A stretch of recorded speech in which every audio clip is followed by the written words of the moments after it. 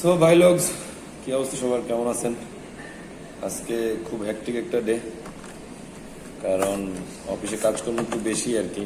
এই যে এখন বাজতেছে প্রায় 8টার মতো, এখন বেরোবো। হ্যাঁ, প্রতিদিন কালকেও বেরোছি প্রায় এই টাইমেই। আজকে এখন রেডি হচ্ছি বের হওয়ার জন্য, জামা কাপড় পরতেছিলাম। তো ভাবলাম সময় তো পাই না আপনাদের সাথে কথা বলার, তাই এখন রেডি হইতে হইতেই কথা বলতেছি আর কি। আর আজকে আমাদের এমডি স্যার আসতেছেন, যে কারণে অফিসটাকে আবার একটু কি বলে ঝাড়ু টাড়ু দিয়ে একটু পরিষ্কার করে রাখতে হচ্ছে আর কি। আর আজকে অনেকদিন পর একটু মনটা একটু মোটামুটি বলতে পারেন ভালোই। আজকে অনেকদিন পুরাতন একটা বন্ধুর সাথে কথা হয়েছে। বন্ধু আমার কানাডা, হ্যাঁ, বন্ধু এখন কানাডায় ডলার কামাইতেছে, আমরা বাংলাদেশে পয়সা কামাইতেছি। যাক, বন্ধুকে আল্লাহ তাআলা আগায় নিয়ে যাক। তোর সাথে কথা হলো অনেকদিন পর। আজকে কয়েকদিনই ও কল দিচ্ছিল, কিন্তু আসলে কল ধরতে পারতেছিলাম না, নানান ব্যস্ততায়। ও যে টাইমে কল করে ওই টাইমে আমি আসলে একটু ফ্রি থাকি না বা ঘুমে থাকি। টাইম শিডিউলের একটা ব্যাপার তো আছে, বুঝেন, কানাডার সাথে আমাদের, সেই কারণেও একটা প্যারা। বন্ধু আমাকে অনেক বলছিল বন্ধুর সাথে চেষ্টা করার জন্য। আমরা তো মনে করেন বেশি ট্যালেন্ট, হ্যাঁ, যে কারণে আর করি নাই। তো এই হচ্ছে অবস্থা, দিনকাল যাইতেছে এভাবেই, খারাপ ভালো মিলাই। হ্যাঁ, প্রতিদিন আসি সকালবেলা রবটের মতো, বিকালবেলা যাচ্ছি রবটের মতো। হ্যাঁ, আচ্ছা, বন্ধুর সাথে কথা হইতেছিল, তাও পুরোপুরি কথাটা শেষ করতে পারি নাই। কারণ হচ্ছে আপনার ওই ওই সময়ই ফ্যাক্টরির একটা ছেলে আমার অসুস্থ হয়ে গেছিল। ও মানে মাথা ঘুরায় পড়ে গেছিল। তো পরে ওকে আবার ডাক্তারের কাছে পাঠাইতে হয়েছে, যে কারণেই আর আপনার ওর সাথে বেশিক্ষণ কথা বলতে পারি নাই, বলতে পারেন কথা শেষও করতে পারি নাই, এর মাঝেই কেটে দিতে হয়েছিল। এই হচ্ছে অবস্থা, ব্যস্ত জীবন, ব্যস্ত সবকিছু, এর ভিতরে থেকেই চেষ্টা করে যাচ্ছি অল্প অল্প করে। কিন্তু দেশ মানে দেশ হিসেবে যে সাপোর্টটা দেশ থেকে পাওয়ার দরকার ছিল সেটা আসলে পাচ্ছি না, সেটা আসলে এই ঝামেলার। এই হচ্ছে অবস্থা, এই হচ্ছে কথা আর কি।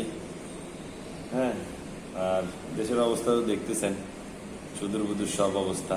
আজকে ইলিয়াস ভাই কি একটা ভিডিও ছাড়বে, ওই যে 21শে আগস্টের গ্রেনেড হামলা নিয়ে, মেবি রাত 9টায়, সবাই দেখবেন কি বিস্ফোরক বের হয়, কি বের হয় সেটাই এখন দেখার বিষয় আর কি এটাতে।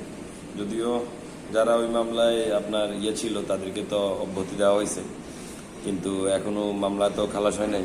যেহেতু ওনারা কি বলে না, দোষী না, তাহলে কারা দোষী তাদেরকে খুঁজে বের করাটা আসলে প্রয়োজন। হ্যাঁ, তো অফিসের ভিতরে আসলে ঠান্ডা নাই, কিন্তু বাহিরে ঠান্ডা। হ্যাঁ, আজকে কয়েকদিন চিটাগাঙে মোটামুটি ঠান্ডা পড়তেছে, যদি যেহেতু পৌষ মাস ঢুকছে, কিন্তু যেই পর্যায়ের পড়ার প্রয়োজন বা পড়ার কথা সেই পর্যায়ের আসলে পড়তেছে না। হ্যাঁ, যদিও আমার এলাকাতে কিন্তু আবার ঠান্ডা মারাত্মক লেভেলে, যেহেতু আমি বান্দরবন থাকি, রাঙ্গামাটি, মানে শহরের ভিতরে বলতে পারেন এক টুকরো বান্দরবন আমাদের এলাকাটা। তো ওখানে আসলে ঠান্ডাটা পাওয়া যায় মোটামুটি ভালোই। সকাল সকাল বিবিজনের হাতে নাস্তা পানি করে আসি শীতকালের, পাটিসাপটা পিঠা একদিন, কোনো দিন আপনার চিতল পিঠা, কোনো দিন আপনার ভাপা পিঠা।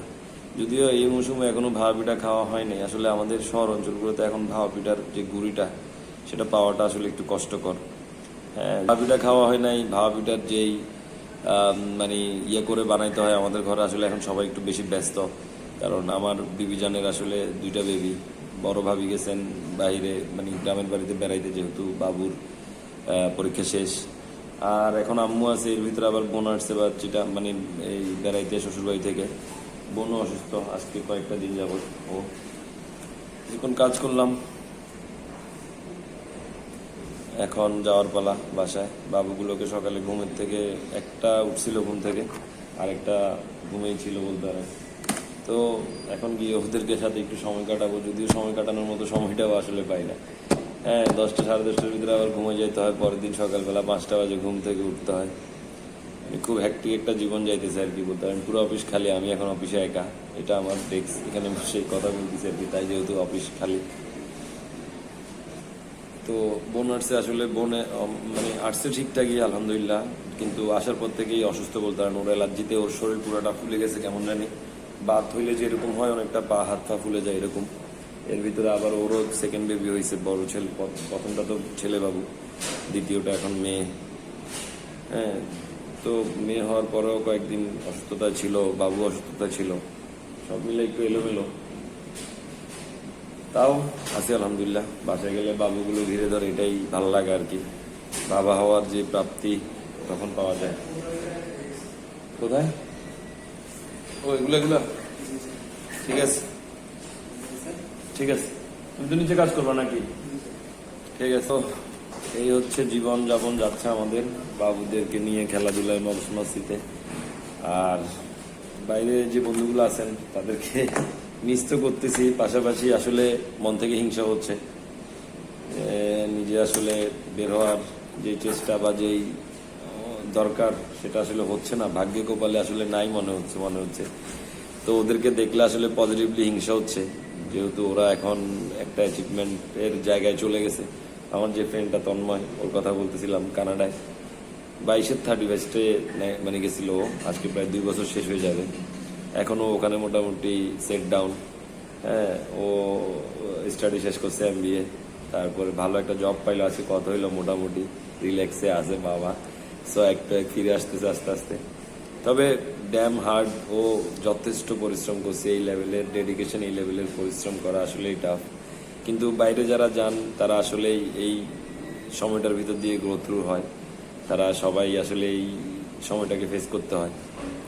তো যে কারণে আসলে সবাই ওখানে যাওয়ার পর অনেক বেশি ব্যস্ত এবং অনেক বেশি কষ্টের ভিতর দিয়ে যাইতে হয়, যদিও প্রথম দিকটাতে। কিন্তু পরবর্তীতে আল্লাহ তাআলা যখন সেটেল করে দেয় তখন আসলে সবকিছুর একটা বিহিত হয় আর কি। আরেকটা ফ্রেন্ড আছে, ও এখন ফ্রান্সে, ওর কিছুদিন আগে ডকুমেন্টস হয়েছে। ও আলহামদুলিল্লাহ স্টেটাস দিয়েছে, যথেষ্ট খুশি আমার মামার জন্য। মানে যথেষ্ট ভালো লাগে, অনেক দিন চেষ্টা করার পরে আসলে তার কপাল খুলছিল। নসিব আসলে কার কখন কিভাবে কাজে আসে সেটা আসলে সময় সাপেক্ষ ব্যাপার বা দেখার বিষয়। আর কার হাতে আসলে আপনি কাজগুলো করতেছেন সেটা আসলে মানে সেটাই আসলে মানে নির্ভর করে আপনার বিচার হবে বা হবে না এই ব্যাপারটার উপরে। তো এই হচ্ছে কথা আর কি। আমি তো আসলে চেষ্টায় আছি, কিভাবে আছি সেটাও বুঝতেছি না। হইলে কখনো জানাবো আপনাদেরকে, তবে চেষ্টা করতেছি। আমি না, শুধু বাংলাদেশের প্রায় যদি হিসাব করেন 50% ছেলে মেয়েরাই যারা এখন মোটামুটি শিক্ষিত, বেকার বা আদার্স বিভিন্ন সেক্টরে আছে, তারা মোটামুটি চেষ্টা করতেছে যে দেশটা কিভাবে ছাড়া যায়। কারণ আসলে দেশের ভিতরে অর্থনৈতিক যেই সিকিউর জীবনটা প্রয়োজন সেটা আসলে পাওয়াটা খুব কষ্টকর মনে হচ্ছে এখন। মানে অর্থ তো আপনি কামাবেন, কিন্তু সেটা যে আসলে ফিউচারকে সিকিউর করবে সেটা আসলে মনে হচ্ছে না। তাই আসলে একটু চিন্তা করতে হচ্ছে আর কি সবকিছু। তো এই দোয়া করিয়েন যেন আল্লাহ তাআলা ভালো কিছু নসিবে রাখে। আমি চাচ্ছি, চেষ্টা করতেছি, হইলে ইনশাল্লাহ আপনাদের সাথে শেয়ার করবো সবার আগেই। হ্যাঁ, এই আর কি। ভালো থাকেন সবাই। আজকের মতো আল্লাহ হাফেজ।